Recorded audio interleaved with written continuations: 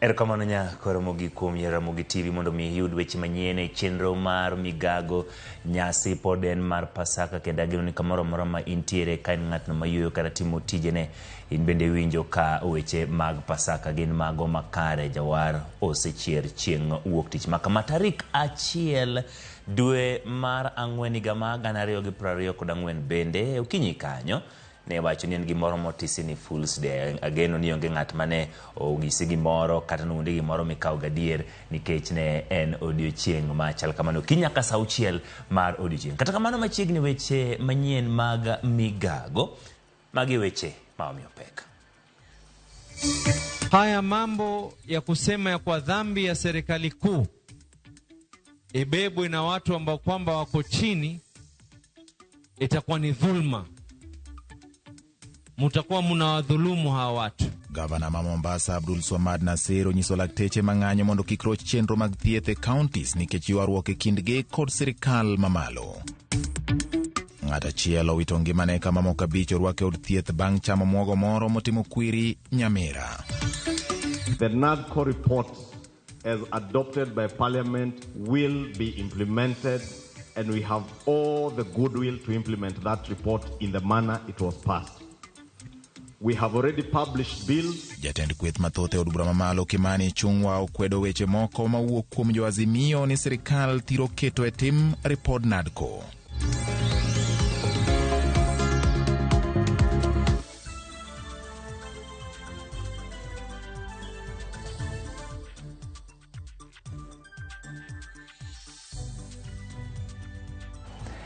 Machiegni nyako Ramogi namba matudruok pod na 3 YouTube, Facebook kaachiel kod X mar RamogiTV wago kodi mbaka yo sitima bende wakelo ni weche manyien. Par ni nyalo nyisa ni to nyasi ma Pasaka dhi kodi nadi en odiochieng' ma bende wasebedo kod mor jawaru chier ji mathoth gin mago ma yueyo bende inyalo nyisa ni to dwe ochakore gin ang'o miparo ni dwaro timo e dwe ni ma bende dwe maneno madhi bedo dwe makare. Nyinga Ochieng' Manuel. Ikinde mang'anyo ma lakteche kawo jumbe mar 2 ka riwruoge mamoko bende riwore ng'anyo odiochieng' ma kawuono. Gavana wa Mombasa Abdul Swamad Sharif Nasir okawo lakteche kaunti no mondo kik midhiero mag migawo mar thieth mamalo mon gidonjo e tich. Kanoloso Malindi Nasir okoni kaunti ne pok ne lakteche yudo osara margi moleo kendo ok owinjo giwe jotuo ochandre. Gavana ma Kilifi bende okwayo lakteche ne mondo tim maber ne jotuo kalure ni en osebedo kochudo e wang' sa. Magi timore kinde ma lakteche mako chung'ne piny owacho nyaka ketie tim winjruok mane gibedo godo motelo kendo bero lwasi ma tich ne lakteche ma pacho ka.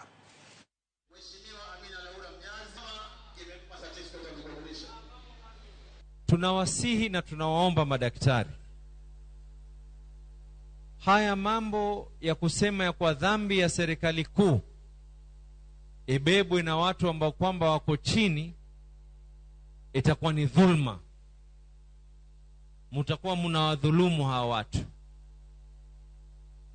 Na kama ni kweli mnahisi ya kwa kuna dhambi nyingine imefanywa kule, basi nakubalini pia mishahara msiweze kuyachukua. Kwa sababu kama mishahara tumelipa, dawa ziko katika hospitali, mamilioni ya pesa tumelipa ya NHIF, tumefanya chungu mzima. Usikie madaktari hawaendi kazini, huijui la kwanza, hulijui la pili, yani mambo ambayo kwamba hayahusiani na watu wa county, hayahusiani na Abdul Swamad, hayahusiani na Mung'aro, yenye kuhusiana na mambo ya serikali kuu naamua tu kwenda. Mimi nitawasihi mulioko hapa, waombeeni Mungu. Waombeeni Mungu, Mungu awatie imani. Kwa sababu watu wakidhoofika afya zao itakuwa ni jambo ambalo kwamba si sawa hata mbele ya Mwenyezi Mungu. Tafadhali hakikisheni mnatibu wagonjwa. Nashukuru kwamba nimeona wanajaribu sana. Hawataki kupigwa picha. Kwa hivyo mkienda hospitali msiwapige picha. Wanaogopa kupigwa picha, lakini nimeambia wahudumie watu na wachana mambo ya Nairobi. Hapa ni Kilifi, si Nairobi. Na ile kesi yao wako na serikali kuu, wamalize na serikali kuu. Gavana ma Tharaka Nithi Mudhomi Njuki okwayo lakteche duto manie ng'anyo mondo mi oyie odogi e tich. Mudhomi mane lose kinde alame kaunti ma Meru koni riwruoge mag lakteche owinjo rit chike mag doho kendo yie mar twak kod migawo mar thieth gi counties mondo winjruok obedie. I want to appeal to the doctors from Kiangwa, from Megoji, our doctors who are on strike. Kitu ya kwanza, court ilitoa order kasema kwamba madaktari warudi kazi na tuendelee kuwa na mazungumzo kama Council of Governors na serikali kuu kupitia MOH tukiwa zote tuko kazi. Lakini the doctors through KNPDU chose to negotiate from outside and outside the court order. We have said as a government, it is an illegality to negotiate with the KNPDU when they are not obeying the court order. Because Kenya is a country of order, it is important they obey the court order the same way we are obeying by negotiating with them. Sisi tunajua kwamba yes, inaweza kuwa kuna vitu 1, 2, 3 hapa haijafanywa, but our patient cannot wait. Ati wasigonjeke siku moja kwa sababu kuna strike. Wataendelea kugonjeka. We need to be aware of the oath we took as doctors, turudi kazini na tuendelee kunegotiate tukiwa tuko ndani ya kazi because the court order says so. Kawadhi nyime familia moro ma wuok e gweng' ma Bokurati e sub county ma Nyamira North nikod midhiero ka giywago wuodgi mong'ere kaka Shadrack Mogisi ma jegni 7 mana wito ngimane bang' chamo kit muogo moro e seche mag migago chieng' ngeso mokalo. Rawerano kachiel gi familia mare kamoting'o wetene 4 kod min na ochamo muogo eka bang'e ne gichako winjo rem kar saa 5 otieno kabine gidhi kar thieth. Kata kamano Shadrack ne wito ngimane e yo kapok gichopo e kar yudo thieth ma Nyamira Referral. Jatend kar thieth no Laktar Angela Ugendi owacho ni muogo no ema nonego rawerano kendo kelo hinyruok ne moko kuom familia no. Muogo mawachore ni nomigi gi jirandgi. Muogo alienda kibarua akabewa na huyu mwenye alimpea kazi huyu muogo. Huyu mama akakuja akaanza kupika, wakakula watoto lunch. Wakaendelea tu vizuri, wakafika masaa ya saa 5 watoto wakaanza kukomreni. Yaani wakisikia kizunguzungu na kugonjeka hivi na kuna nguvu, inaisha nguvu kabisa. Akaniita tukakuja, tukapeleka watoto ya Kerenyo. Tukafika Kerenyo, wakatibiwa, hakupata nafuu wote. Tukaambiwa referral tu Nyamira. Tukakuja Nyamira, tukiwa njiani huyu mtoto mdogo akafariki. On Friday night, we received 4 kids plus their mother who had been brought in a critical condition, but one child succumbed on arrival. The other one was critically ill, was admitted to our ICU. The other ones, we managed to stabilize them and discharge them home. The kids were brought in with the history of having consumed cassava that lunchtime. So in the evening, they started experiencing severe abdominal pains, vomiting, dizziness, difficulty in breathing, and the other one was brought in with a history of loss of consciousness, the one who is currently admitted at our ICU. Ringre japuonjre Michael Muteti ma en achiel kuom jopuonjre 11 mag mbalariany ma Kenyatta mane wito ngimege masira mar apaya ne oketie kare mogik mar yueyo e kaunti ma Makueni. Chenro mar ikne ne oyuore kod jotelo mopogore opogore koting'o Senator Makueni Daniel Manzo kakoro dwaro ni mbalariany gi kuonde tiegruok man kod bas oneni gin kod derepe man kod lony e weche mag riembo. Manzo jiwo tend mbalariany ma Kenyatta mondo chula anyuola mag jopuonjre mane wito ngimage e masirano.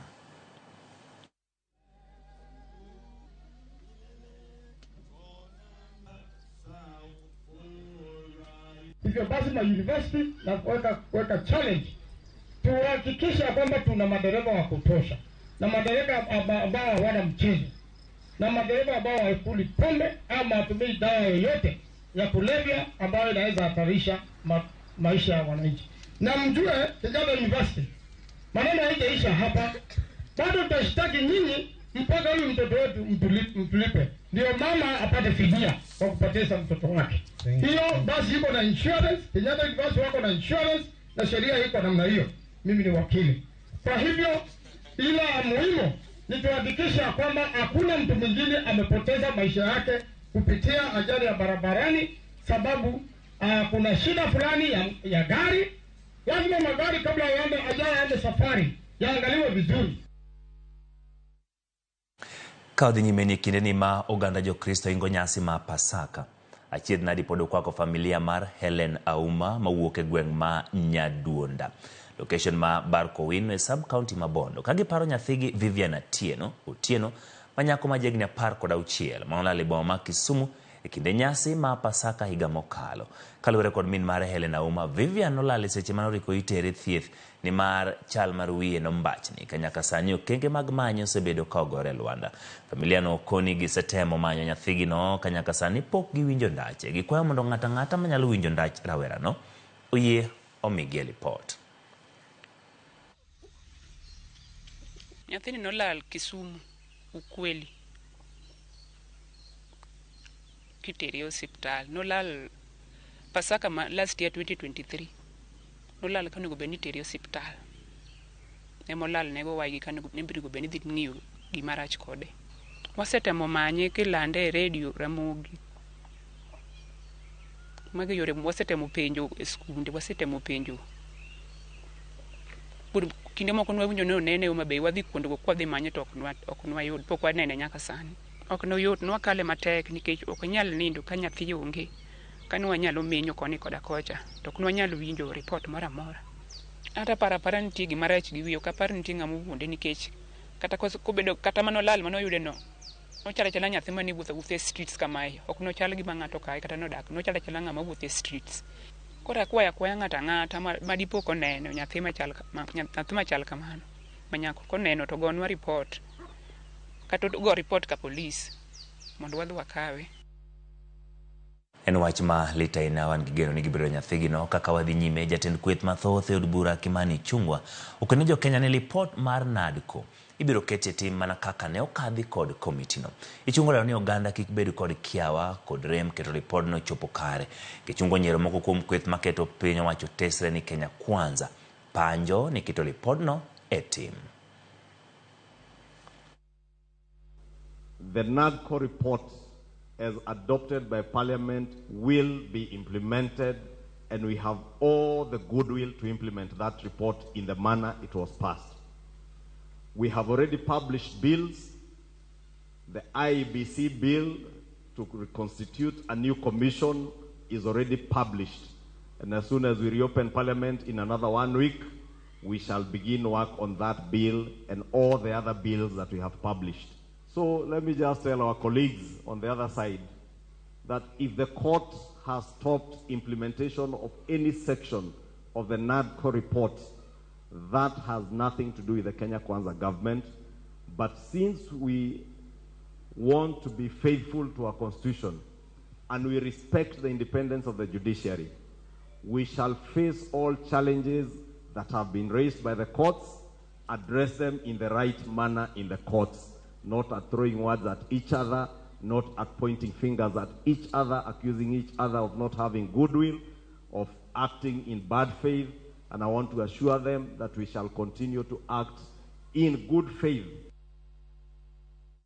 Kawadhi Kilifi, jopur ma Kilifi onyiso ichwang' margi wi mbolea mabandi ama koro gidwaro jatend migawo mar pur Mithika Linturi mondo gwe tao ka gitude kod ketho mwandu mag jopiny kuom yie donjo mbolea mabandi e pachoka. Kaluwore gi jadolo ma kanisa ma JCC e kaunti ma Kilifi Thomas Kakala, jogo metudo kod chenro mar keyo mbolea mabandia onego maki ma ok ni podi timo nonro e wi wachno. Na mwaka juzi nilipanda mahindi na yakasimama wima, hayakuzaa. Sasa nikalalamika, wakaniambia kulikuwa iko na mbegu gushi zikisambaa. Sasa hivi nimeingia uoga zaidi kwa sababu ya matukio tunayoyaona kwamba ati kuna mbegu gushi ambazo ziko sokoni na pia kuna mbolea gushi ambayo iko sokoni. Na si kwamba inaongewa kwa kudhaniwa, vyombo vya habari vimeangazia, watu wamejitokeza, wameonyesha hizo mbegu gushi na mbolea gushi. Sasa hii mimi kivyangu naita economic sabotage. Hata bunge la Senate mumenyamaza tu. Badala huu waziri aletwe awe impeached. Hastahili kuwa waziri. Ninyi mnasema tu, tutachunguza, mtachunguza nini? Mbolea gushi ipo. Ramogi kamano kuom medo kete Ramogi TV chenro ma migago nitie jogo mane na achiel kachiel kendo gi nena kaindi Anyango Nyar Sirembe kamano kuom kete Ramogi TV sabiro sani weche manyien mag migago wacho no Chieng' Emmanuel anene yo makare ka ntiere gwenge mag Nairobi kamano Anyango Nyar Sirembe wantiere kod ng'at maluongore ni Stacy wacho nena achiel kachiel kuwuok e gwenge mag Kigali Rwanda kamano kuom kete Ramogi TV chenro mar migago nitie ng'at maluongore ni Emi Michael wacho Chieng' Emmanuel bera ni ka ntiere gwenge mag Igbo ma piny Kenya kamano kuom kete Ramogi TV. Olivia Biden Nyakomala wacho ni aorote mag Pasaka ne mamana ka ntiere dala mar Kabondo Komala kamano Olivia Biden Nyakomala Sanem wacho ni orna Easter ne mamana Benta Utuge onena achiel kachiel ka ntiere gwenge ma Kisumu kamano kuom kete Ramogi TV chenro mar migago. Joseph Amolo Jasakwa Bondo wacho ni ntiere gwenge mag ma owuok en Jasakwa Bondo Gobei onena achiel kachiel ka ntiere gwenge mag Nairobi kamano Joseph Amolo kuom kete Ramogi TV nyasi ni mar Pasaka. Catherine Okongo wacho ni achiel kachiel ka ntiere gwenge mag Nairobi kamano Catherine.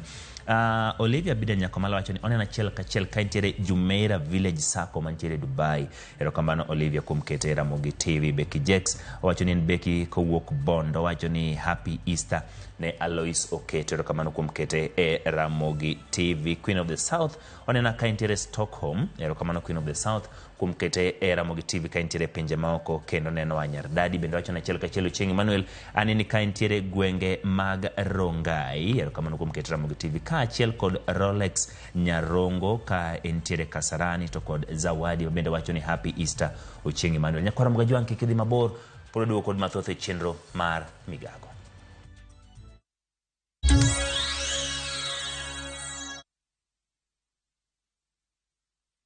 Chakuoth materi kama ber lilo emanitie. Donji e piny ma jotijewa makonyo kastembe gi rwak makende ok ni mana kod lony to gikonyi e timo yiero makare mar chopo lek ma in godo e kitu itado midwaro. Winjane sigand kastembe wa moseyie kod ber magiseyudo. Mabati is the best na bei iko sawa na quality iko poa. Limwa e badwa ma Manjit House Kisumu Accra Street e apaya ma Paul Mboya. Gochi e 070 Adek Abichabirio Aria Borachiel. Royal Mabati Factory, excellence redefined.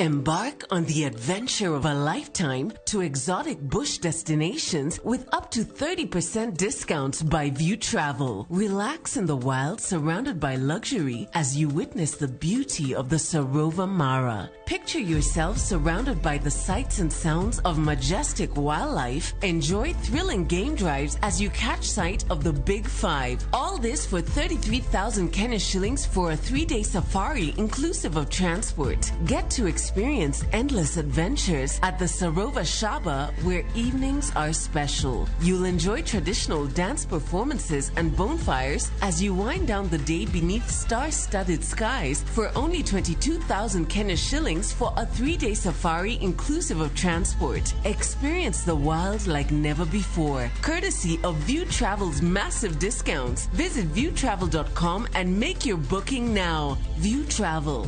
Dream, explore, discover. Sasa kwa tao moja tu unaweza pata third party cover for your private motor vehicle valid for 30 days. Say goodbye to expensive motor vehicle insurance. Pata bima kutoka Direct Line Assurance. Kujisajili bonyeza *487#. Weka namba plate ya gari yako, ID namba yako, email address yako na ulipe thao moja tu. And your digital cover will be sent to you instantly. Collect your sticker at your nearest Total service station. Dial *487# upate third party motor insurance valid for 30 days. Pap, ni thao tu.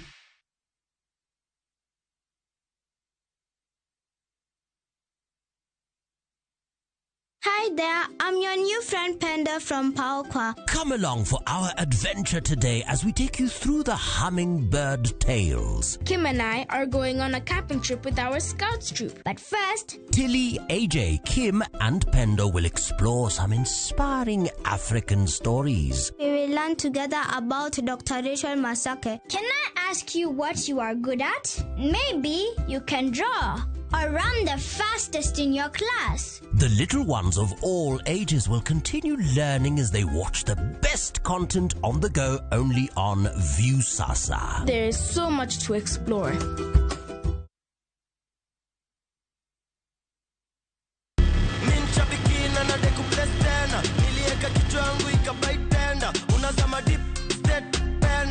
Nikaingia kwa mkahawa. Yes. Mimi kichwa yangu, akili zangu zote ilikuwa kwa nyama choma. Yes. So si kuona bado ina run.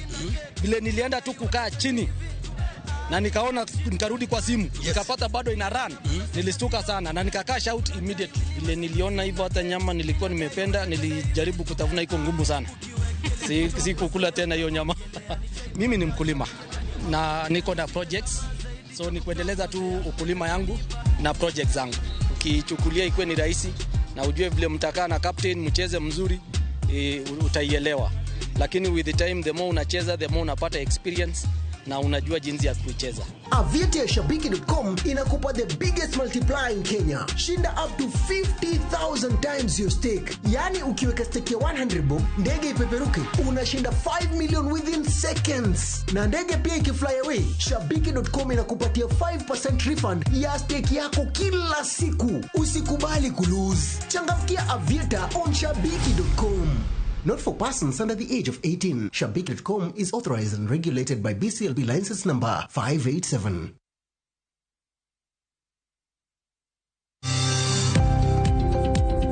Ohala gi mwandu wakelo ni jolony e weche ohala. It is important mondo wan kaka joluo wabed gi dongruok. Wafwenyo ni adiera matut mag timo ohala. Tijni kidwa time en mana mashin mar luoko to gi kuminya yude pi. Wawuoyo e wi yore makare mag timo ohala. Kisechopo level mabedo brand, onego ni gimoro amora mitimo en gima timogo makelo pesa. Wakonyi dongo ohandi ka wamiyi yore mag kano mwandu. Investment group kawache mana gi nyinge no en choko pesa kasto ikete kamoro kasto golo nyinyo mabiro konyi e kinde mabiro. Omiyo wakwayo ni ji duto ket pesa gi savings mondo wapuonji kaka gibiro tiyo kodo. Riwri kodwa chieng' tich ang'wen saa 1:45 otieno mana e Ramogi TV.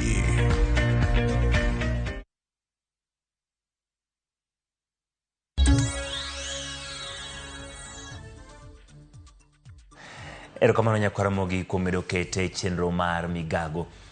Wadhi nyime. Akwede kod dhier pod gin moko kuom pek ma jonyuol nyithindo modak kod ng'ol mar obwongo ma dho ngere dendo ni cerebral palsy kadho e kaunti ma Siaya. Jonyuol yango ni gikalo e pek e dak kaachiel kod oganda mang'enyne tudo tuo makamano kod timbe mag juok. Kaka Judith Omondi lero, jonyuol koni thoth jonyuol oluoro golo nyithindgi oko nikech luoro kod akweda gi weche ma jogweng' wacho ni tuono en chira. Gin nyithindo ma inyuolo kod ng'ol mar obwongo ma dho ngere yango kaka cerebral palsy. E kaunti ma Siaya, Yala, mine man kod nyithindo man kod ng'ol ni yudo sir mar chopo yudo ruach ne nyithindgi. Magi gin mine mamoko kuomgi ne ochak kendo mi kiach kuom weche mar ne nyithindgi nyalo bedo ni oir. Ne anyuola nowacho na ne en chira nikech nyathi ne tin. By the way, nyathi nonyuol ka en below 2.5, ne en underweight. Koro ka ne gini chakre ka ne gineno ka nyathi tin to wiye be olutre. Nini mar wiye ka olutre. Ne giwacho na ne en chira. Notem. Ne watemo kaka dinyalre. Botem luok nyathi gi chira. Anyuola moko bende nowacho ni mano chal ma ng'ato iro gik kabilago. Ka chopo e ute thieth ema ne giyudie resruok. Lakini kana akawo jukumu ma wuok ma dhi Ukwala hospital, na anwang' kane ne anwang'o pogruok moko matin nikech atero nyathi ka ng'ute ne ok nyal chung'. To nyathi bende neno mool kabisa. Kata bet be ok nonyal bet. Nodhi orwaye kuro mobet kanye ma therapist makono no oduoka ir Dr. Ruth kendo yala mowacho na dhi temie daktari moro ni yala teme ka nyathini giga gunus na biro yala ka to nanwang' ka nanwang'o lokruok nikech tok nyathi manene nyathi bet kokulre nyathi noduogo bet kariere. Kata kamano gin mon ma pod yudo pek e chiwo thieth ne nyithindgi. Ka tuo biro kendo duoke chien. Koro kwa nyalo yudo kama inyalo rwaye pile pile. Nikech samoro wa afford mana ruecho samoro dichiel e juma.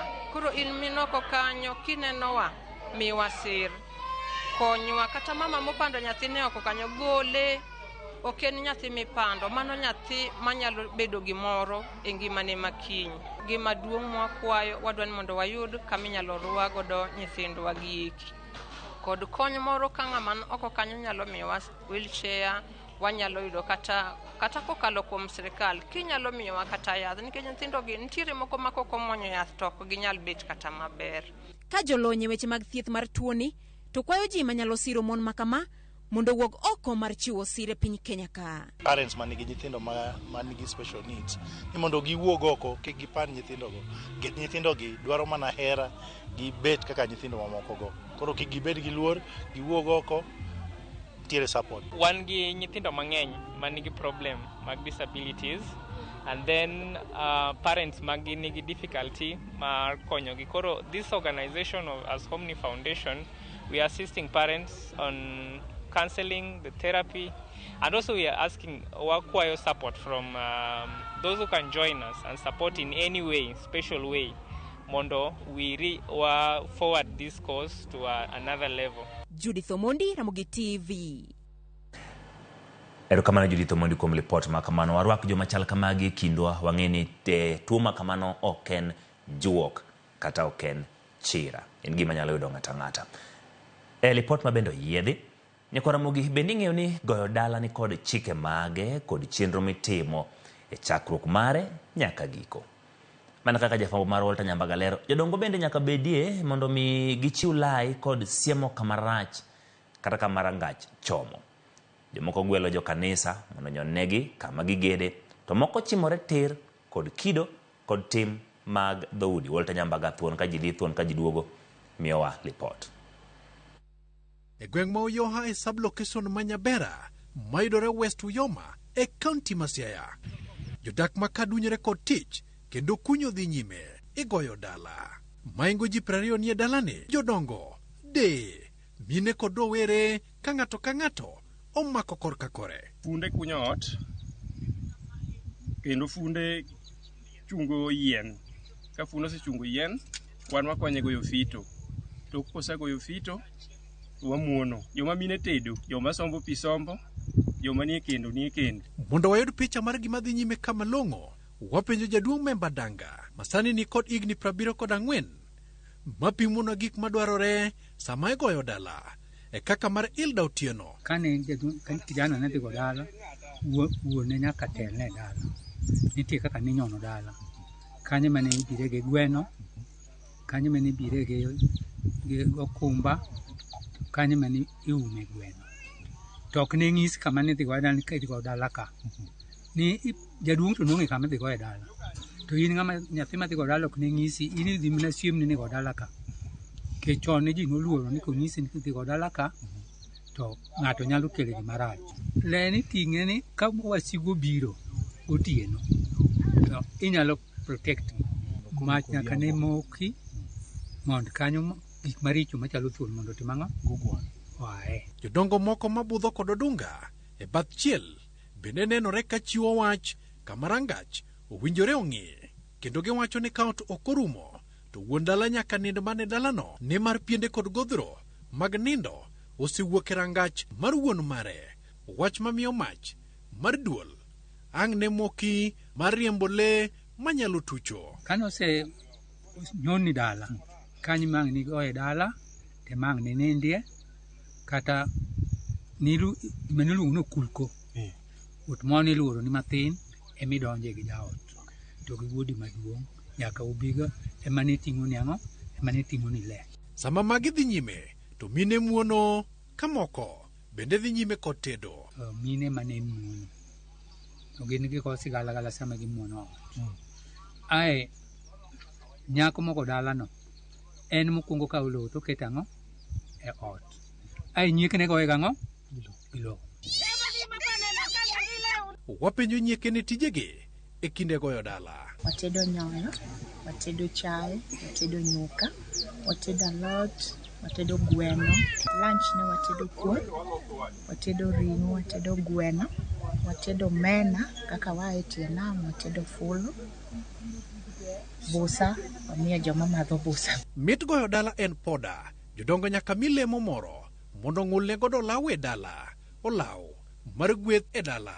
Jodongo ne yue ti yien, gin koro gibudho kaka wagedo, watiyo. Chiemo be kosekre to gin ema gikwongo losonwa wach kaka ichamo gweno, gin ema gikwongo nyano tie gweno.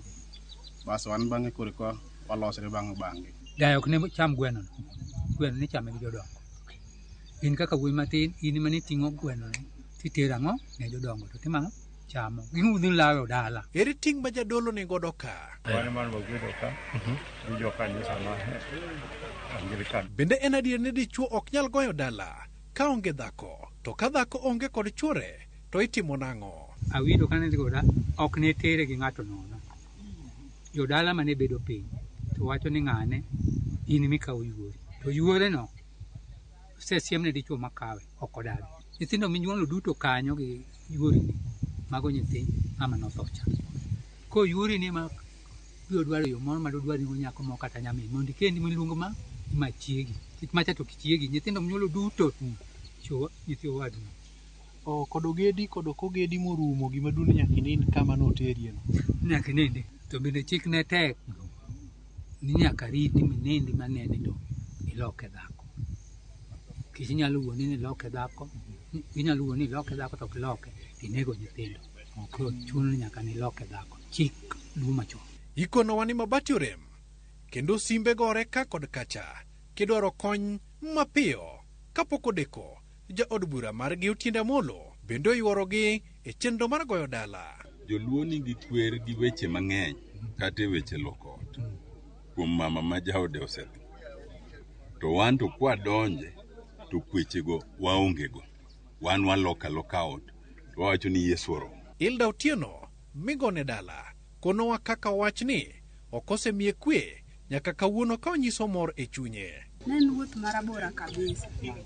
Ok anyal ng'eyo ni onyalo gika ma koro gikeni. Nikech kaka koro Nyasaye mohero joge. Gika mo gikeni.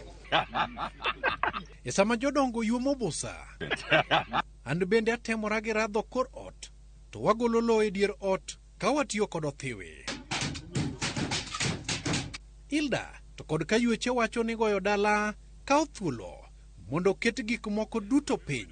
Nyaka bende rwak jogweng' ni mar ka ok igwelogi to pek tich nyalo nyori. Tich ni kare kendo bund ich bende dhi maber. Piny lil ka tich modong' en luoko gige tedo. Pi modho mane ni agulu bende wasechido pep. Ka kendo bende odong' mana gi chuk mag mach. Guogi chamo dho welo ka wang'ano sike wa kendo wake wahayo. Walter Nyambaga, Ramogi TV, e gweng' ma Uhoya, Nyabera, e kaunti ma Siaya.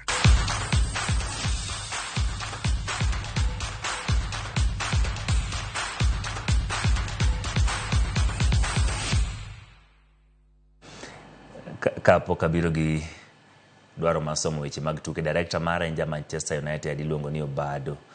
Ok odwaro wasoma kata kamano nyaka wasom nikech timba dhula mara